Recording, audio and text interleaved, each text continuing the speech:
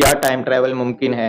क्या हम अपने बीते हुए कल में जाके अपनी करी हुई गलतियों को सुधार सकते हैं या फिर आने वाले कल में जाके अपना कल आज ही हम जान सकते हैं? क्या इसके पीछे कोई सच्चाई है या सिर्फ ये लोगों का भ्रम है? तो इन्हीं सब टॉपिक के ऊपर हम आज बात करेंगे द रियल टॉक पे, और जितना मैंने इसमें ढूंढा वो मैं आपको बताने वाला हूँ। तो जैसा कि अगर हम ग्रंथों के हिसाब से देखते हैं तो ग्रंथों में जो भाई बताया गया है, ग्रंथों में अगर आप महाभारत में देखते हैं, महाभारत की जो कथा है उसमें एक छोटी सी लाइन आती है जिसमें बताया गया है राजा काकुति जो थे वो अपनी पुत्री रेवती के लिए जब वर ढूंढने निकले, वो पूरे ब्रह्मांड में घूम रहे थे सबसे अच्छा वर ढूंढने के लिए अपनी बेटी के लिए। ब्रह्मांड में घूमते घूमते वो पहुंचते हैं ब्रह्मलोक, और ब्रह्मलोक जाके वो ब्रह्मा जी से मिलते हैं। ब्रह्मा जी से मिलने में उन्हें वहाँ पे कुछ ही क्षण हुआ था। जब वो वहाँ से अपने जो राज्य में वापस लौटते हैं तो लौट के क्या देखते हैं कि वहाँ पे कई हजार साल बीत चुके थे, यानी ब्रह्मलोक के कुछ क्षण हमारी पृथ्वी पे कई हजार सालों बराबर है।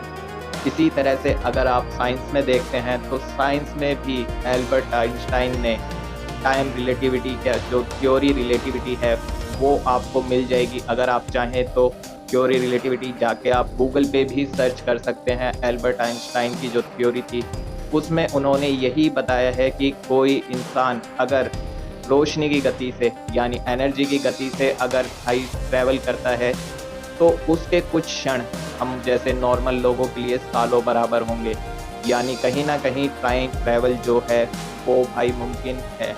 और ऐसे ही काफ़ी अगर आप YouTube पे जाके देखते हैं तो वहाँ पे भी काफ़ी सारी ऐसी वीडियोस आपको मिल जाएंगी जिसमें कभी ना कभी ऐसे कुछ टॉपिक्स उठ के आए हैं जिसमें बताया गया है कि कुछ लोग ऐसे देखे गए हैं जिन्हें पहले कभी किसी ने नहीं देखा है। अगर आपने देखा हो, कुछ टाइम पहले ही एक ऐसी वीडियो वायरल भी हुई थी जिसमें बताया गया था कि एयरपोर्ट पे एक लेडीज़ पकड़ी गई थी और उससे जब पूछताछ की गई उसने एक ऐसी जगह का नाम लिया जो आज की डेट में है ही नहीं नक्शे में कहीं पे भी। जब उसके बारे में सारी चीज़ें जांची गई, उसका पासपोर्ट चेक करा गया, यहाँ तक कि उसका पासपोर्ट भी जो था बिल्कुल रियल था, लेकिन वैसा पासपोर्ट आज तक किसी ने देखा नहीं था। तो लोगों ने उसके ऊपर भी ये बातें बोली थी कि भाई ये जो लेडीज़ है ये फ्यूचर से आई है और गलती से ये हमारे टाइम में पहुंच गई है।